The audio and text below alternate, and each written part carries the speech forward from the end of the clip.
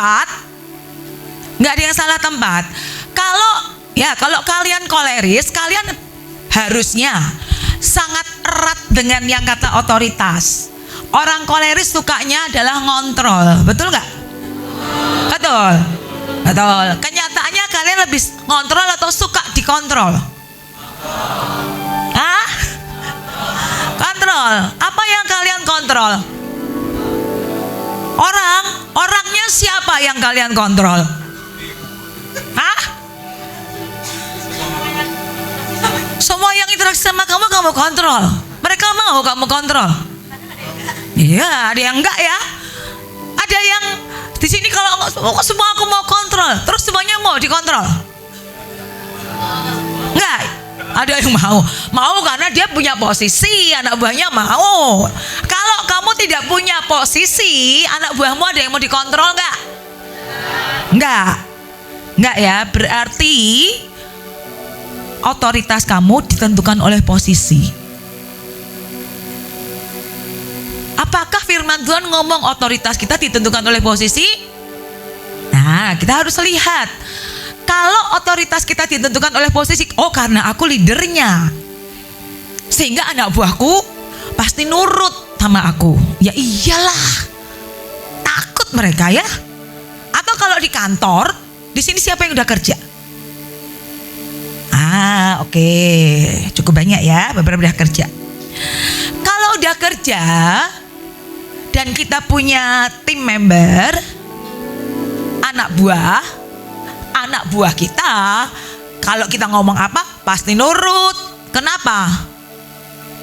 Kalau enggak, bisa nanti performance-nya dinilai jelek lah, ya kan? Gajinya mungkin nggak naik dan seterusnya.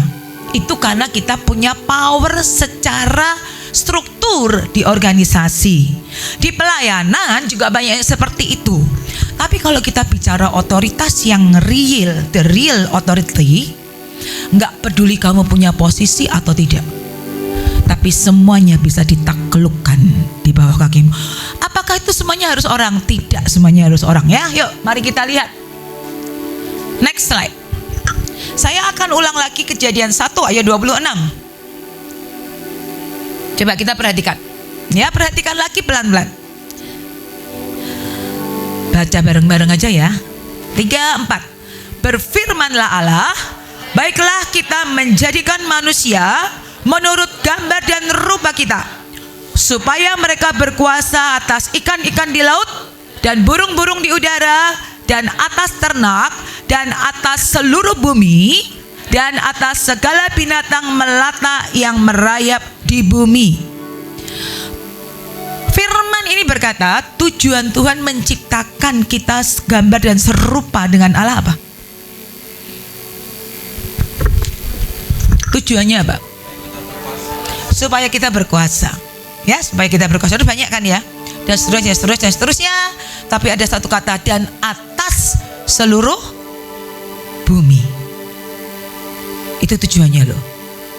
Ya, ingetin sebelahnya, tujuan Allah menciptakan kamu supaya kamu berkuasa atas seluruh bumi. Omongin dulu ke sebelahnya. Omongin ya, biar semuanya sadar. Bagian sana belum ngomong, ayo omongin dulu. Omongin dulu, sadarkan dulu. Kita itu diciptakan segambar dan serupa oleh Allah, dengan Allah supaya kita apa? Berkuasa. Berkuasa atas apa? Seluruh bumi. Saya suka dengan yang terjemahan dari The Message. Ya, yuk mari kita lihat. Baca bareng-bareng lagi ya. Bahasa Inggris bisa lah ya. Yuk, 3, 4. God spoke, let us make human beings in our image, make them reflecting our nature, so they can be responsible for the fish in the sea, the birds in the air, the cattle, and yes, earth itself, and every animal that moves on the face of earth. Berkuasa ternyata kata lainnya adalah be responsible. Apa sih be responsible? Bertanggung jawab. Bertanggung jawab itu artinya apa?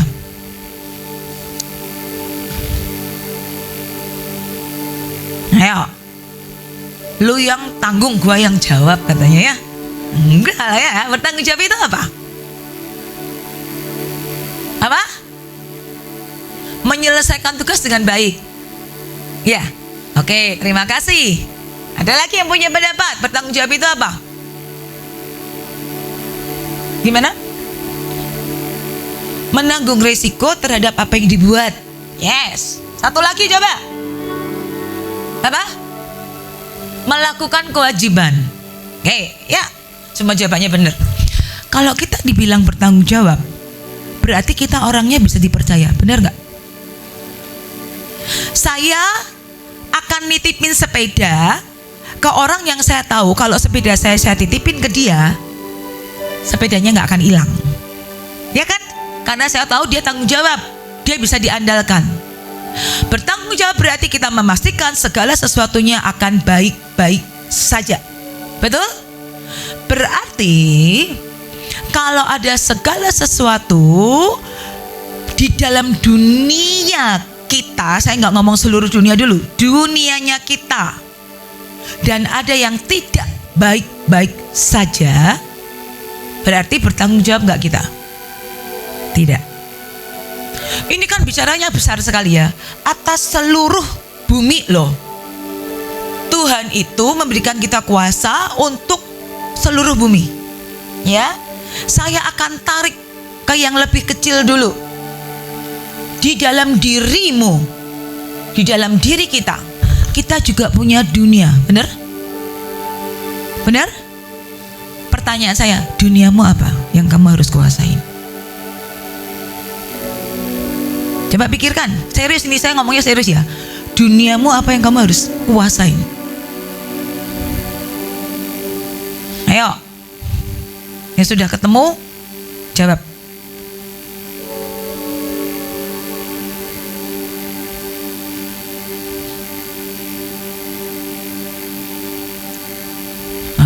Apa ya? Apa ya? Bertiga diskusi, ngobrol. Apa ya dunia kita ya? Ayo, bertiga, cari teman sebelahnya. Diskusiin, apa dunia yang harus kamu kuasai? Ayo, harus ketemu loh. Kalau kamu gak bisa nemukan duniamu, kamu gak akan bisa menguasai. Even duniamu yang kecil itu aja gak bisa kuasain. Gimana kamu kuasain seluruh dunia? Ayo, bertiga, yang gak ngobrol berarti tidak mikir loh nanti loh. Ayo, semuanya coba cari, what is your word?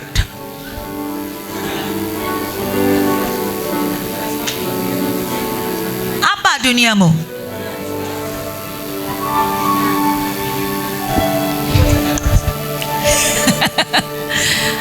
Ayo, bentar ya, saya tunggu dulu. Sudah? Ayo, mari silahkan angkat tangan, ngomong. Apa? Duniamu apa?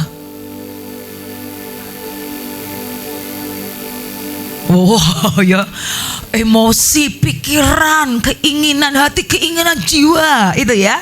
Yes, betul, itu dunia ya, dunia. Yuk, dunia yang lainnya. Karir. Oke, yes, itu juga duniamu. Apa lagi? Pendidikan, sekolah, yes, itu juga duniamu. Kamu yang masih sekolah, yang masih kuliah. Apa lagi? Apa? Bisnis, oke, punya bisnis, berarti itu duniamu, yes. Apa? Ya, tadi yang ngomong siapa? Hukum, maksudnya hukum gimana? Hah? Oh, kamu kuliahnya di bidang hukum. Ya, nanti kamu akan berkuasa atas itu ya. Amin ya. Oke, apa lagi? Media, kenapa media?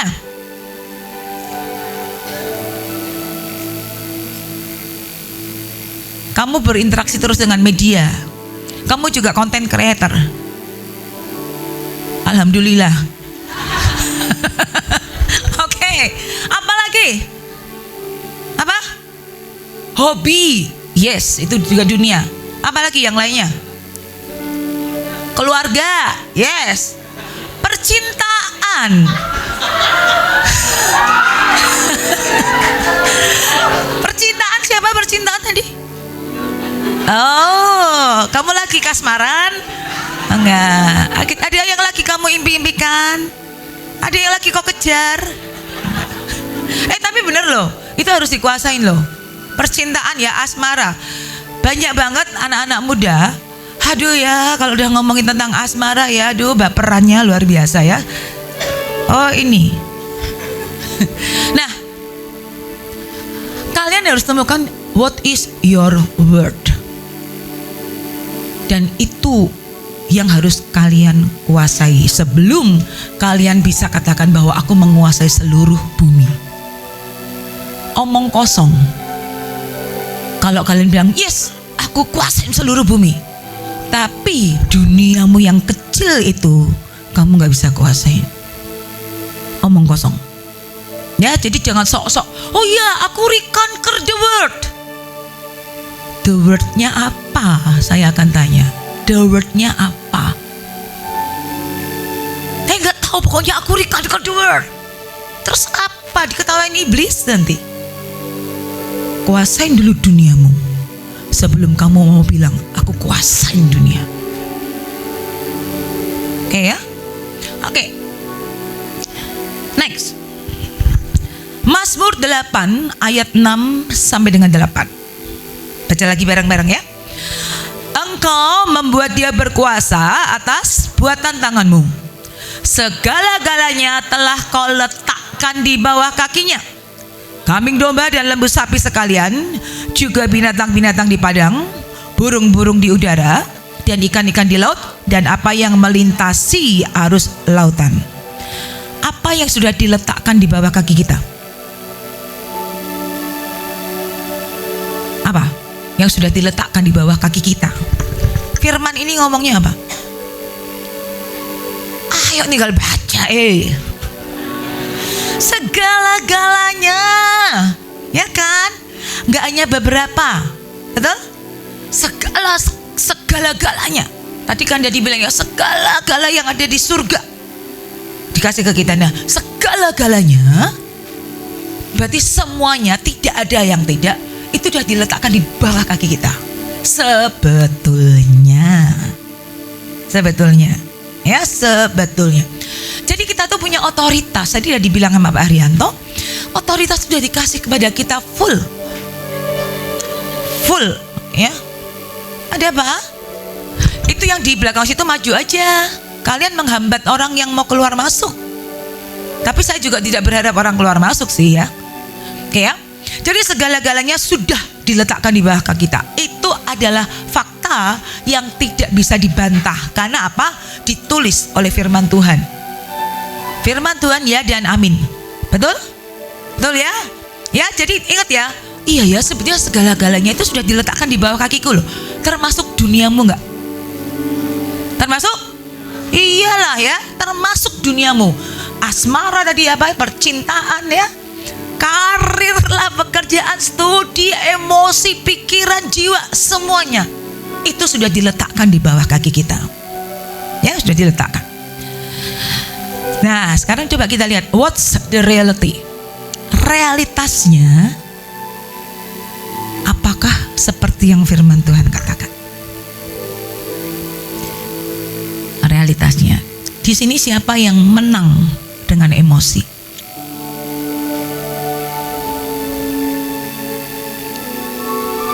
Siapa yang menang dengan pikiran dan kehausan jiwamu? Kehausan jiwa itu macam-macam ya. Haus untuk dipuji. Dia udah capek-capek ngelakuin segala sesuatu, gak ada yang muji. Yang kena pujian orang lain, wah di sini ya, wah mendidih di hati. Itu gue yang kerja, kenapa dia yang dipuji? Wah gak terima. Cari pengakuan. Ya kan? Oh enggak, saya enggak begitu. Saya mah rendah hati. Saya mah biar orang yang dipuji, saya yang kerja capek yang enggak tidur biar saya. Tapi biar segala glory untuk teman saya. Ada yang gitu? Ada yang gitu? Jujur, ada yang gitu? Kayaknya susah ya? Susah ya? Ya susah ya. Waduh, mendidih di hati ya. Aduh, ada yang baperan. Senggol dikit, wah, marahnya luar biasa. Saya nggak tahu apa yang terjadi ya. Kalau ini kan kalian semua ini kan kumpul bareng-bareng ya, dari segala bangsa dan bahasa. Ya kan, semua provinsi ada ya. Nah, terus kan nginep bareng-bareng. Ya, mungkin yang satu AC-nya kedinginan, yang satu panas. Ada yang gitu di kamar bersama-sama. Ya kan. Dia nggak tahu aja kita kepanasan nih. Ada yang begitu. Mandi keduluan, marah banget. Tadi kan dia saya dulu yang ngantri. Ada yang gitu. Makan, antri diserobot orang. Kita cekik ini bisa. Gini terus ya. Ya kan, kita usahakan badan kita menutupin dia supaya dia nggak bisa maju. Ya, begitu. Enggak ya? Semoga tidak. Semoga tidak. Amin. Coba perhatikan deh. Selama kalian retret di sini berkumpul dengan begitu banyak orang, emosi-emosi yang muncul, yang sebetulnya kalau kita pikir-pikir lagi, kok ya malu-maluin ya saya tadi kok gitu. Nah ya, kalau muncul itu berarti ada sesuatu yang tidak kau kuasai dalam emosimu. Terus kita ngomong, aku kuasain dunia. Tunggu, emosi kamu aja loncat-loncat kok, gak bisa nguasain. Hati-hati dengan emosi yang selalu maunya aku duluan. Harus aku. Wah, berebut. Kalau dibagi yang gratis berebut semua. Itu emosi loh. Kalau orang lain yang dapat dulu dan gua gak dapat, protes ke panitia. Dia dapat, kenapa saya enggak? Bayar aja enggak gitu ya. Tapi menuntut. Itu banyak loh. Itu kenyataan ya, kenyataan. Nggak tahu ya, kalian begitu atau tidak? Saya berharap tidak ya. Tapi itu banyak. Nah, ketika itu masih muncul, loncat terus di jiwamu, duniamu belum kau taklukkan di bawah kakimu. Dan jangan sok ngomong, aku akan taklukkan seluruh dunia. Nonsense. Kalau kamu kerja, setiap kali kamu kerja, selalu dimarahin sama bos karena kerjaanmu gak beres, karena kamu ngilang terus, mau full timer kek, mau bukan full timer, gak pernah muncul. Dan orang tidak diberkati dengan apa yang kau lakukan. Bohong kalau kamu ngomong aku kuasain dunia. Berarti kamu tidak bisa menguasain duniamu yang terkecil itu. Kalau kamu studi, masih kuliah, masih sekolah, nilaimu merah terus, berarti kamu belum bisa menguasai duniamu. Kamu anak muda pacaran gak bener, kamu berarti belum bisa kuasain duniamu. Jangan sok ngomong saya kuasain seluruh dunia. Dunia paling kecil aja kamu gak bisa kuasain. Kamu sebagai anak gak bisa tunduk sama orang tuamu. Jangan bilang aku kuasain dunia. Duniamu itu sekecil itu dan kamu gak bisa kuasain. Terus gimana Tuhan mau percayakan tanggung jawab yang lebih besar? Firman Tuhan bilang, be responsible.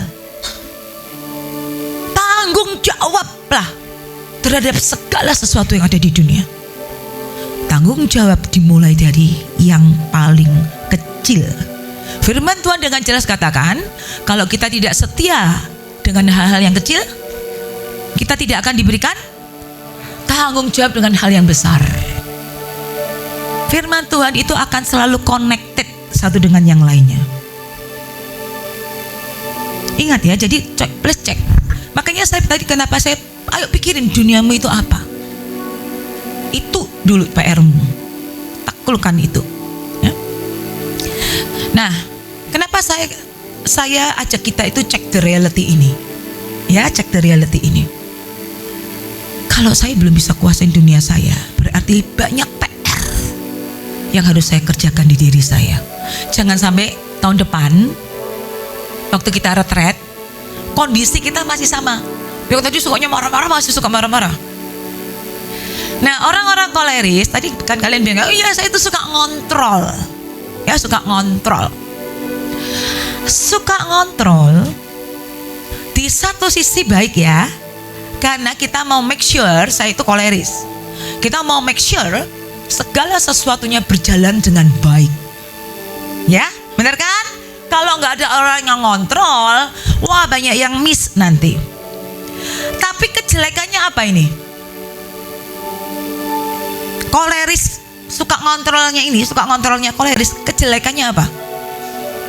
Bosi, nyebelin ya. Bos itu nyebelin loh ya. Suka emosian, sombong, merasa paling benar terus. Apa? Egonya tinggi, dominan. Apa lagi? Perfeksionis. Nggak bisa diomongin, benar? Nah, kekehnya itu kadang-kadang nggak masuk akal, ya kan? Jadi hati-hati koleris, ya. Orang-orang koleris hati-hati. Kamu punya satu kelemahan yang harus kamu taklukkan juga di bawah kakimu. Kesombongan. Sombong. Dan firman Tuhan bilang, orang yang sombong dia akan dijatuhkan. Amsal bilang gitu. Hati-hati loh. Jangan ngesok ya, wah gua kan koleris, gua ini dominan. Hati-hati, itu sombong mudahan.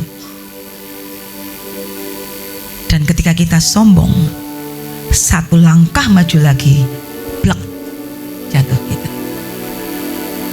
Koleris susah dikasih tahu sukanya. Merasa paling benar tadi ya. Kalian baguslah dengan semua yang kalian ngomong itu, kalian tahu ya. Itulah kelemahan-kelemahan yang kalian harus taklukkan di bawah kakimu. Itu duniamu sebagai orang koleris. Kalau kalian belum bisa menang dengan itu, jangan sok menaklukkan dunia. Oke? Jadilah koleris. Tapi kan memang saya koleris, katanya gitu. Personality itu tidak bisa dipakai sebagai tameng ya. Itu bukan tameng. Tapi kan memang gue kan koleris, lu kan bukan koleris, lu melankolis, ya memang gitu. Enggak bisa. Setiap personality ada plus dan minus, betul? Ya, mau melankolis, mau sanguin dia, mau flematis, semua ada plus, ada minus. Itu memang core-nya seperti itu. Tidak berarti bahwa ya saya memang seperti itu, ya itulah saya. Enggak. Minus-minusnya ini kita harus balance. Minus-minusnya kita harus jadikan PR supaya kita menjadi seorang pribadi yang lebih baik, lebih efektif, lebih berkenan. Jadi menyikapi personality itu seperti itu. Bukan tameng. Memang gue gitu kok. No. Itu berarti kalian belum bisa kuasai duniamu. Kalau kamu masih jadikan tameng. Ingat ya. Jadi kalian sebagai orang koleris, kalian harus tahu kekuatanmu apa, kelemahanmu apa. Kelemahan ini jadikan PR. Oh, tapi nanti kalau saya tadi kelemahan saya ini sudah menjadi balance, sudah menjadi bagus, saya udah gak koleris lagi. No. Kalian jadi koleris yang berkenan di hadapan Tuhan dan manusia. Itu ngelihat ya. Jadi setiap kali nanti gue nggak, bukannya gue nggak koleris lagi. Saya seorang koleris yang saya kejar perkenanan Tuhan, karena saya mau kerjakan PR kelemahan saya. Lihat ya. Oke ya. Oke. Next. Nah, otoritas yang Tuhan berikan itu bicaranya otoritas atas apa? Mari kita baca di Kejadian 4 ayat 7. Bareng-bareng yuk. 3, 4. Apakah mukamu tidak akan berseri jika engkau berbuat baik? Ini waktu ceritanya apa? Hah? Kain dan Habel, betul. Ya, Kain dan Habel ya.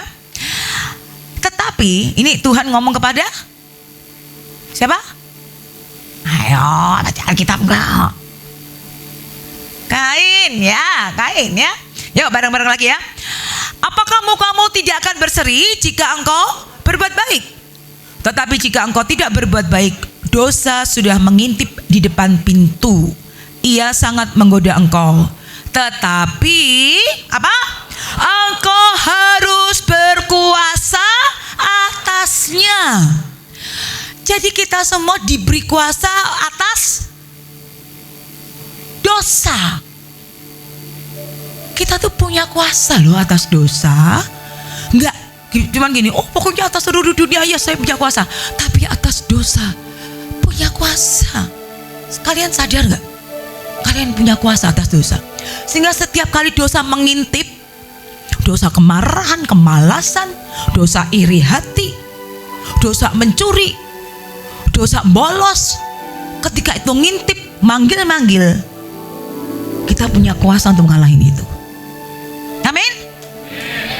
Amin ya. Kita punya kuasa. Jangan gini, ya daging memang lemah. Ya, berarti duniamu belum bisa kamu kuasain. Betul, daging kita lemah, tapi kita punya roh yang lebih besar. Kita punya kuasa atas dosa. Jadi jangan gini ya, kali ya memang saya itu masih lemah lah dalam hal itu. Saya masih susah. Saya itu punya satu teman susah banget bangun pagi, susah banget. Dan saya heran ya, dia bilang gini, jadi dia kalau ibadah itu jam 9 ya, ibadah jam 9, tapi sering banget gak ibadah. Kalau dia kok kamu gak ibadah, belum bangun. Hah? Kamu tidurnya jam berapa? Tidurnya normal loh. Kamu setel alarm? Setel, dia bilang. Saya setel 5 alarm, tapi gak ada yang dengar. Aduh, gubrak ya. 5 alarm, dan bukannya ibadah jam 4 pagi kayak tadi ya. Enggak, jam 4 pagi loh. Jam 9 itu kan matahari udah sangat bersinar dengan sangat cerahnya dia. Dia pasang 5 alarm dan tidak ada yang dengar. Nah, ini buktikan. Dia cuman bangun aja dia gak bisa kuasain kok. Dagingnya dia, kemalasannya dia gak bisa kuasain kok. Dan Tuhan bilang, itu sebetulnya bisa kita kuasain gak? Bisa. Setiap keinginanmu untuk marah, keinginanmu untuk dendam ya, mau balas aku ya, orang ini kurang ajar nih ya. Setiap pemikiran-pemikiran itu kan dosa itu sedang melambai-lambaikan tangannya kepadamu. Ya kan? Dia sedang melambai-lambaikan tangannya dengan mulut manisnya, muka manisnya, supaya apa? Supaya kita masuk dalam jebakannya. Dan firman Tuhan katakan kita punya kuasa atas dosa. Dan kamu bisa katakan, enggak, aku tolak ini semua pikiran, emosi sampahku, pikiran-pikiran di jiwa yang enggak benar, aku tolak. Semua kemalasanku aku tolak. Itu yang kita harus lakukan, karena kita punya kuasa. Amin. Amin ya. Oke. Lukas 10 ayat 19 tadi jelaskan ya, kita punya kuasa untuk menginjak ular dan kalajengking. Sebenarnya ular dan kalajengking itu representasi dari apa? Dari apa? Iblis, dari musuh kita. Ya, ini kuasa Tuhan dah kasih. Nah, jadi iblis ya, musuh kita iblis. Kalau Tuhan sudah punya kasih kuasa itu, dan tadi kan dibilang kan, waktu iblis mencobai Tuhan, dia kan bilang kan, sembah aku, seluruh dunia aku kasih ya. Ya kan? Dan kita diberi kuasa untuk ngalahin dia yang sombong sekali tadi, yang memang seluruh dunia di bawah kuasanya dia. Nah, kita harus betul-betul paham dan sadari, saya punya kuasa sebetulnya untuk ngalahin musuh saya ini, musuh bebuyutan ini. Kita punya kuasa. Caranya gimana?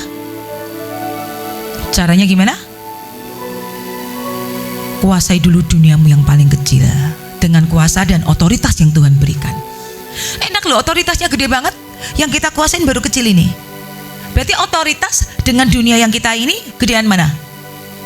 Gede otoritasnya banget. Berarti harusnya kita bisa menang gak? Bisa, sangat bisa ya, sangat bisa. Saya ajak kita baca di 2 Tawarikh 8 ayat 9. Nah, ini Raja Salomo ini luar biasa. Dia dia mendeklar sebenarnya dengan apa yang dia lakukan. Baca bareng-bareng ya. Raja Salomo tidak mempekerjakan orang Israel sebagai oke ya. Raja Salomo tidak mempekerjakan orang Israel sebagai budak, melainkan sebagai prajurit, perwira, kepala pasukan berkereta, kepala pasukan berkuda. Berarti orang Israel semuanya itu dipekerjakan sebagai apa nih? Kalau prajurit, perwira, kepala pasukan berkereta, kepala pasukan berkuda, sebagai apa? Pejabat. Benar gak sih? Ya kan, pejabat semua itu. Salomo dari tindakannya dia sedang mempraktekkan otoritas. Dia mau bilang, seluruh Israel gak ada jadi budak, semuanya pejabat. Seluruh pasukan terdahsyat, kalian gak ada jadi budak. Kalian semua pejabat yang memegang pemerintahan. Amin. Kalian tidak ada yang jadi budak emosi. Kalian gak ada yang jadi budak kemalasan. Kalian gak ada yang jadi budak kemarahan. Kalian gak ada yang jadi budak kemiskinan. Kalian gak ada yang jadi budak keserakahan. Gak ada. Ya gak ada. Jadi kita mesti tanamkan, yes, saya bukan budak, tapi Tuhan tempatkan saya sebagai penguasa, pejabat. Nah sekarang kalau kita penguasa, kita pejabat, tapi kita masih dunia kita nggak bisa kuasain, berarti kita tidak on position. Kalian nggak on position. Pasukan harus on position. Nggak ada tuh pasukan dipanggil sama atasannya ya. Bentar, lagi pingin shopping dulu. Bisa? Nggak bisa. Bentar Pak, lagi pengen makan mie ayam. Nggak bisa. Begitu dipanggil langsung harus bilang siap. Itu on position.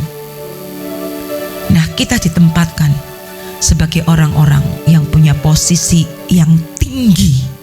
Tuhan tempatkan kita di situ karena kita bukan budak. Katakan sebelahnya, kamu bukan budak. Kamu bukan budak. Goncang-goncang, kamu bukan budak ya. Kamu bukan budak. Nggak ada nih di sini yang budak. Kalau kalian masih jatuh bangun dengan duniamu, kamu nggak bisa kuasain, kamu masih budak berarti. Padahal kita bukan budak. Ya, tidak ada satu pun yang budak. Men. Ya, oke. Amsal 16 ayat 32. Nah, ini ayat favorit. Ya, ini ayat ini semua orang pasti tahu. Yuk kita baca. Orang yang sabar melebihi seorang pahlawan. Orang yang menguasai dirinya melebihi orang yang merebut kota. Orang yang merebut kota itu siapa toh? Siapa orang yang merebut kota? Pahlawan. Ya, oke. Siapa lagi? Raja, tentara, pasukan, gitu kan ya, yang bisa ngerebut kota kan. Yang menarik tuh gini ya, waktu saya renungkan ya ayat ini ya, ternyata kalau kita bisa nguasain diri kita sendiri nih, nguasain dunia kita yang kecil tadi itu, kita lebih loh dari para pahlawan, daripada tentara yang gagah perkasa, dari para raja, lebih loh. Kalau kita bisa nguasain dunia kita yang kecil ini, kita lebih dari para raja-raja yang berkuasa. Masa? Loh ini firman loh. Firman Tuhan ya dan amin. Iya. Firman Tuhan ya dan amin. Kalau engkau bisa kuasain kemalasanmu, kalau engkau bisa kuasain kesombonganmu, kalau engkau bisa kuasain kejelataanmu, mental miskinmu, kalau engkau bisa kuasain kedaginganmu, kamu lebih dari para raja-raja. Lebih. Di terjemahan lama dibilang begini ya, barang siapa yang menahani nafsunya itu lebih besar dari seorang hulu balang. Hulu balang itu tentara ya. Dan orang yang memerintahkan hatinya sendiri. lebih besar dari orang yang mengalahkan negeri. Wow. Kalau kita bisa merintahin hati kita sendiri, kita bisa merintah, nggak usah marah, nggak usah malas, nggak usah dendam, nggak usah mental miskin, maunya gratis semua. Dan nggak usah tuh sombong. Ketika kita bisa perintahkan hati kita, kita lebih loh dari orang bisa kuasa merebut negeri. Amin. Jadi kuncinya di mana? Kuasai dirimu, kuasai duniamu, taklukkan ri kanker. Kenapa kok ri kanker? Sudah dikalahkan belum? Sudah. Tuhan Yesus waktu dia mati di kayu salib, dia sudah kalahkan seluruh dunia, dan otoritas sudah diberikan kepada kita. Tapi dalam perjalanan hidup kita, iblis ini gak pernah diem. Dia selalu cari mangsa. Otoritas itu dan dicuri, kita dibutakan. Dan ini saatnya kanker. Kita harus ambil lagi. Nah sekarang caranya gimana? Saya selalu lebih suka kalau kita mikirin cara praktis. Karena kalau enggak, firman itu nguap.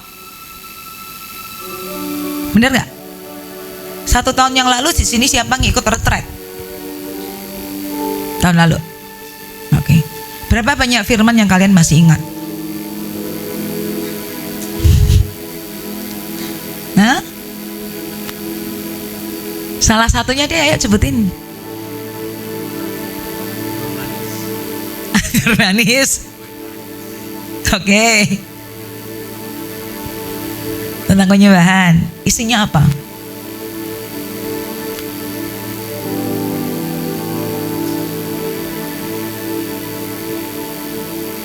Oke, sip, mantap. Ayo, siapa lagi yang masih ingat tahun lalu?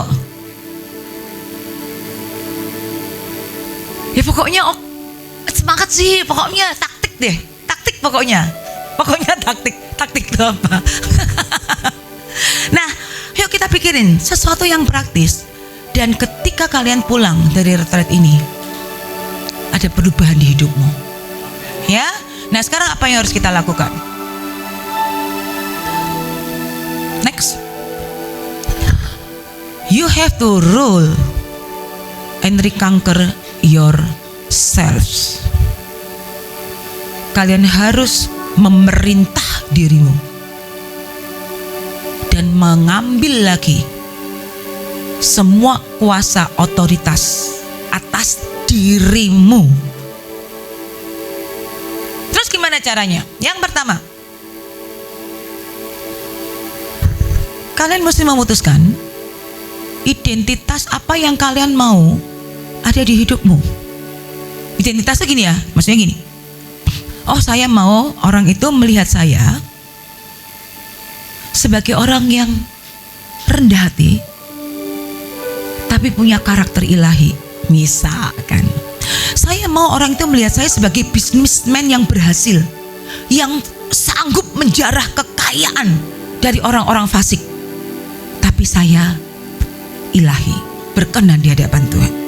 Saya mau orang itu melihat sebagai saya adalah orang yang pinter, knowledgeable, banyak tahu segala hal, dan saya cinta Tuhan. Bisa. Jadi ketika orang tuh lihat, misalkan kamu namanya Patricia. Oh, Patricia. Ketika saya lihat Patricia, kita langsung tahu, oh, Patricia ini adalah penyembah yang selalu mencium kaki raja. Identitas apa yang kamu mau bangun di hidupmu? Identitas ini mesti harus berkaitan dengan yang kamu sekarang jalanin ya. Jadi misalkan saya ini masih kuliah, misalkan gitu.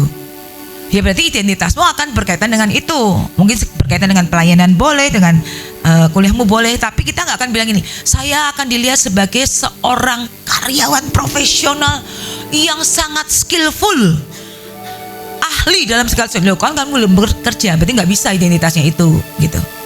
Jadi pikirkan identitas apa yang kamu mau itu ada di hidupmu.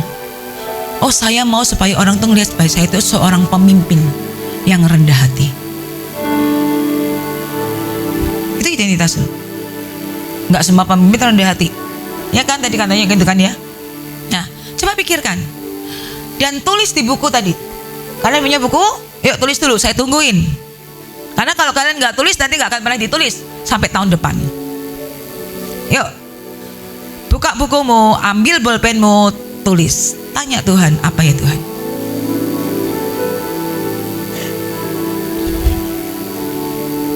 Yuk, saya kasih waktu sebentar, tulis.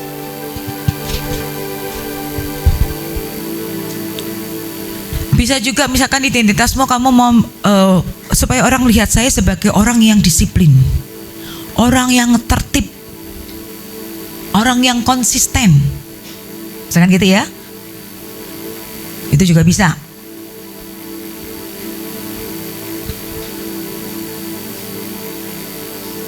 Orang yang murah hati, identitasnya misalkan.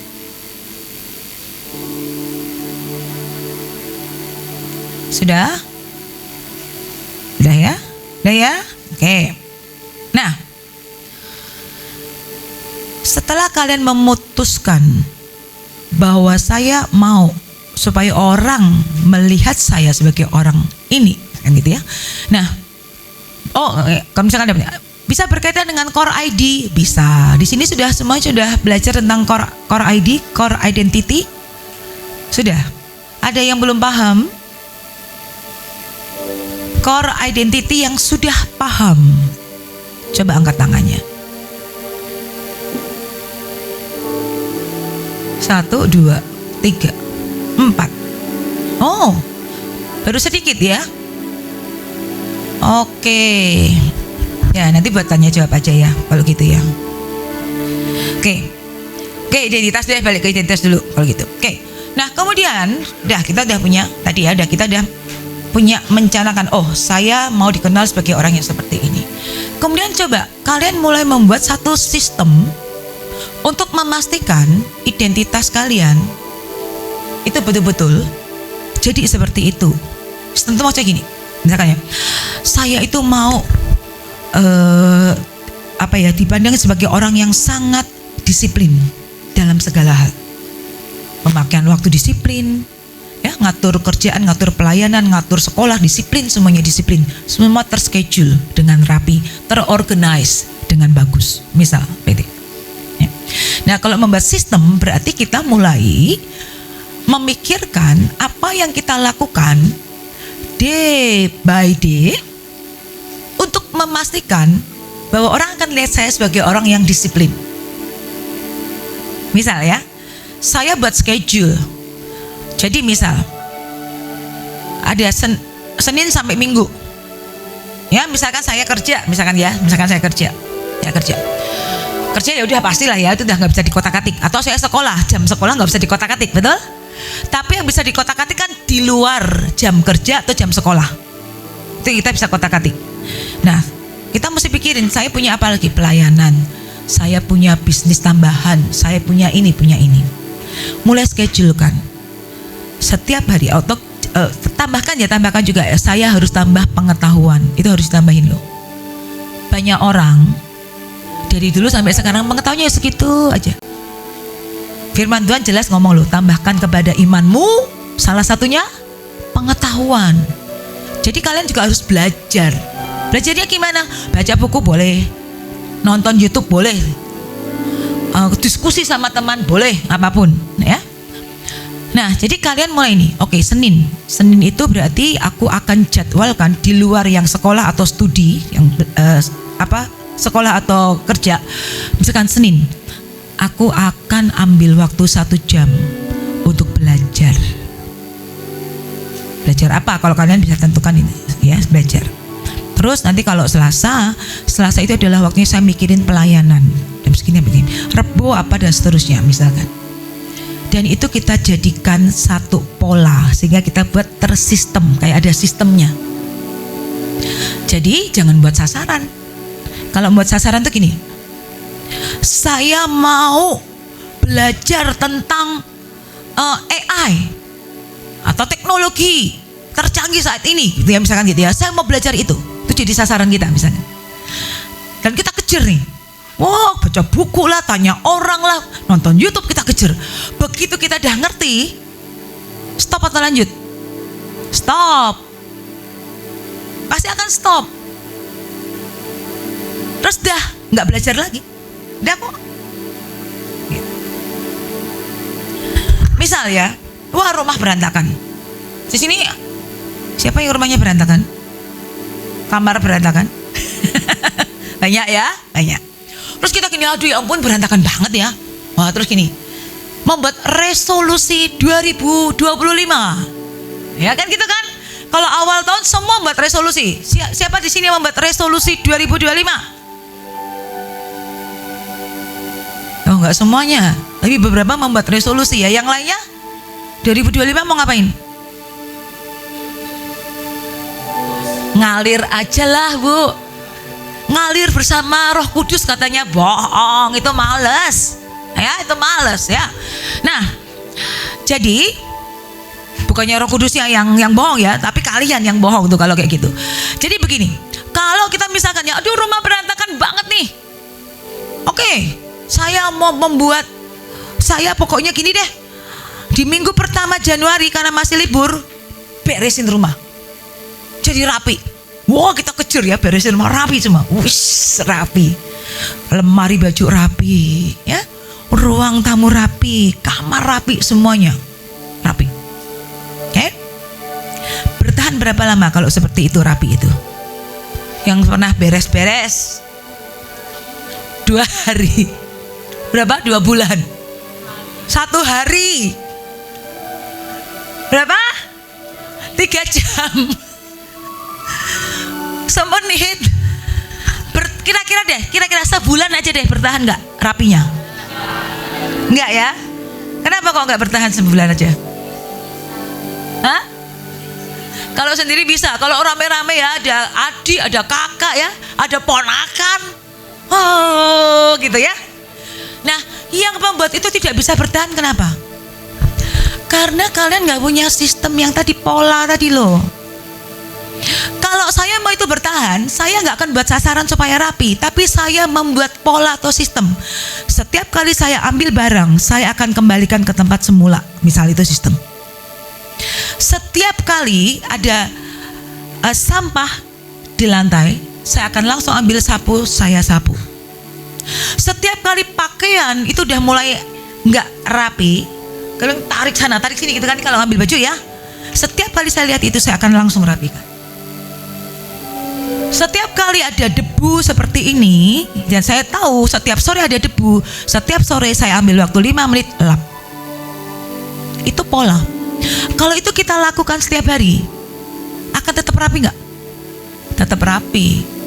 Tapi kalau kalian ngejar sasaran, begitu sasarannya tercapai, yeay gitu ya, yeay rapi nih. Terus kalian tidak mengubah pola kalian, ya tadi mungkin sehari 2 hari balik lagi. Sama ketika orang diet. Sini yang ada yang pernah diet, wah saya turun 10 kilo. Ya, bertahan berapa lama? Sebulan. Saya itu di kantor saya itu kadang 2 tahun sekali itu mengadakan kompetisi weight loss. Ya, weight loss. Terserah caranya. Tapi nanti diukur dulu. Ya yang ikut, misalkan dia mulai 1 Januari. 1 Januari itu semua udah diukur. Berat badan, massa otot, lemak dan seterusnya semua diukur. Terus dikasih waktu 3 bulan. Mau kamu olahraga, dia terserah. Pokoknya nanti 3 bulan akan dilihat siapa yang dari semua komponen-komponen itu prosentase turunnya itu paling banyak. Nah, saya ada satu teman selalu menang. 2 tahun sekali selalu menang dan orangnya itu terus. Maksud berarti apa nih? Coba dianalisa kata-kata saya. Selalu menang dan orangnya itu terus. 2 tahun sekali dia ikut. Berarti kan 2 tahun sekali beratnya naik lagi dong. Iya gak sih? 2 tahun sekali beratnya naik lagi dia. Dia ikut turun lagi nih. Selesai weight loss, balik lagi. Selalu seperti itu. Lihat, Karena dia ngejar sasaran supaya dalam 3 bulan aku menang. Jadi selama 3 bulan, wah dia olahraga, makannya dia atur dan seterusnya. Achieve, menang, dapat hadiah, balik lagi. Sehingga 2 tahun lagi dia ikut lagi. Ngelihat? Nah ini kadang-kadang kita juga seperti itu. Karena dia tidak punya pola yang konsisten. Kalau dia punya pola yang konsisten, 2 tahun kemudian dia gak akan ikut lagi kompetisi. Udah turun 10 kilo. Sudah oke badannya. Lihat. Nah itu yang terjadi sama kita-kita yang suka diet juga. Kita kejar. Turun 10 kilo. Udah turun.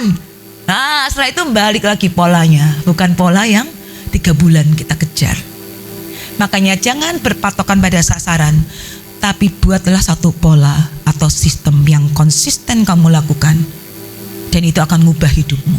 Nah sekarang dari tadi yang kalian udah tulis, pikirin ya. Pikirkan, berarti apa nih pola yang aku akan buat. Sehingga aku betul-betul bisa kuasai diriku. Jadi seperti yang aku tadi tulis. Nah, kemudian tulislah kontrak pribadi. Makanya saya bilangnya kontrak pribadi. Kontrak pribadi apa sih? Tidak membuat sasaran, tapi kita membuat kontrak. Resolusi setiap tahun baru sering gagal atau sering berhasil? Gagal ya. Siapa yang resolusinya dari tahun-tahun sebelumnya berhasil? Nggak ada ya. Tidak ada. Waduh gimana ini? Nggak ada ya. Kenapa kok nggak ada? Oh kamu berhasil, apa resolusimu? Apa?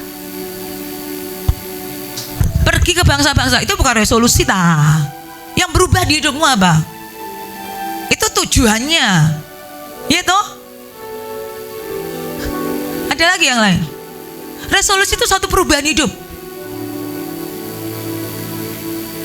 Apa?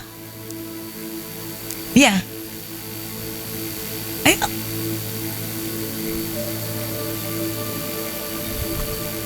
Wow, sudah bebas ya. Tepuk tangan dong. Luar biasa. Ya. Sekarang udah nggak minum ya. Sekarang minumnya air putih aja ya. Yes. Nah, kenapa resolusi banyak banget yang gagal? Dari sekian banyak orang hanya 1. Karena kita ngejar sasaran tadi. Tapi kita tidak membuat pola, sistem yang konsisten kita lakukan. Nah oleh karena itu kita harus tulis kontrak pribadi. Kontrak pribadi maksudnya gimana? Kita buat kontrak untuk diri kita sendiri. Kontraknya emang buat diri kita sendiri. Hari ini tanggal 2 Januari, tanggal 3 Januari, saya membuat kontrak dengan diri saya. 1. Apa yang kamu akan lakukan? Yang jadi pola tadi. Misalkan ini, setiap hari saya akan luangkan 30 menit untuk baca buku. Mau rohani, mau buku sekuler. 30 menit saya akan luangkan waktu untuk nonton YouTube yang berkaitan dengan apa ini tadi misalkan. Terus misal, itu misalkan per hari. 1 minggu sekali. Saya ambil waktu 1 jam untuk saya ketemu dengan orang yang saya bisa belajar. Saya akan diskusi, tanya banyak hal dan jadikan orang itu mentor. Misal, kamu pola. Ketika pola itu kamu lakukan, itu membentuk suatu habit yang konsisten. Sehingga tadi, aku mau jadi seperti ini, itu terjadi. Ngelihat? Polanya yang diubah. Setiap pagi sekarang saya tidak akan bangun lagi jam 7 pagi, tapi saya akan bangun jam 5 pagi.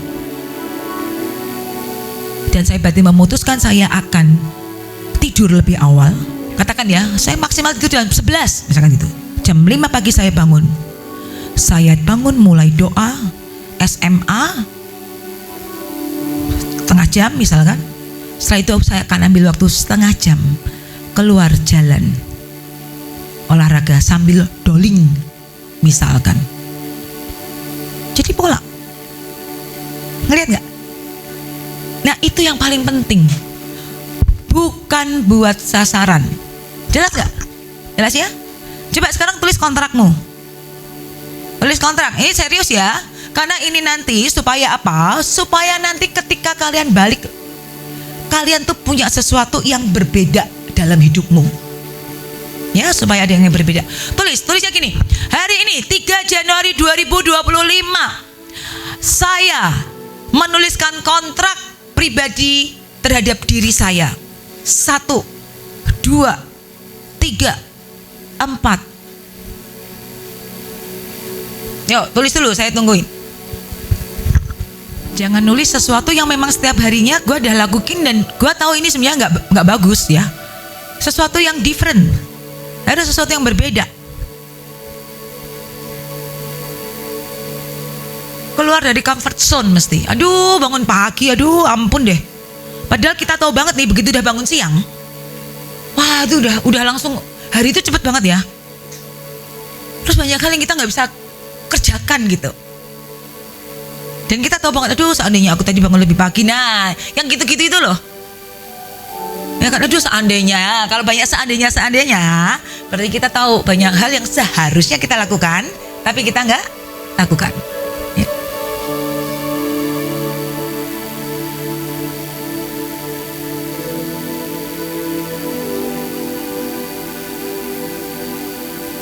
Orang-orang koleris kadang-kadang susah untuk senyum, jutek gitu ya, tampilannya itu jutek kadang-kadang ya. Nah mungkin dijadikan salah satu pola yang kalian harus ubah loh. Kalau ketemu orang saya senyum deh gitu ya, paksakan diri untuk senyum. Oh kalau jalan lempeng aja ya, nggak lihat kanan kiri, terus jawabnya jutek. Ya mungkin ya, ayo coba ya sadar diri. Mungkin orang akan jadi lebih nyaman sama kita yang lihat kita senyum. Oh jutek banget sih.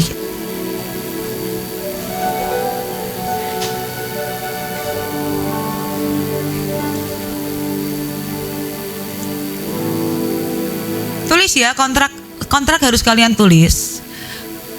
Sehingga nanti kalian selesai dari acara retreat ini, paling tidak duniamu kau sudah kuasain. Karena itu kunci untuk kamu bisa menguasai all over the world. Oke. Nah, kalian berusaha dan gini ya. Tapi ini kan nanti cuman kecil-kecil gitu, memang berdampak. 1% kita menjadi lebih baik setiap hari. 1% aja nih. 1% itu kecil atau besar? Kecil ya. Kalau 100, 1%-nya? Kalau 100, 1%-nya? 1%-nya? 1% setiap hari kita lebih baik, kecil banget toh. Tapi kalau setiap hari kita menjadi manusia yang lebih baik, besoknya 1% lagi, besoknya 1% lagi. Dalam setahun kita akan jadi lebih baik berapa kali lipat? Kan setiap ada 365 hari. Ya, buletin ke atas 37 kali lebih baik. Bayangin 37 kali itu.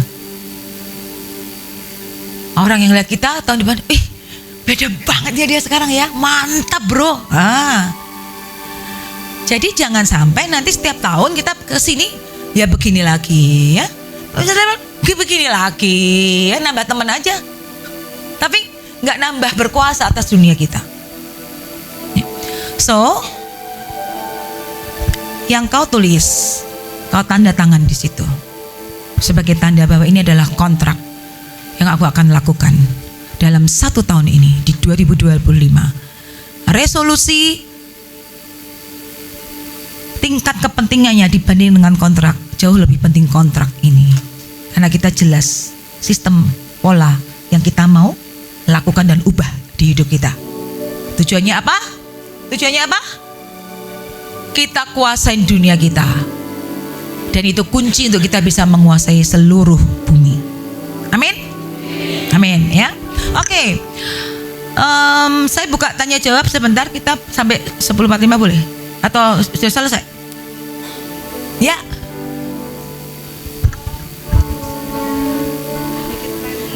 Ya. Tapi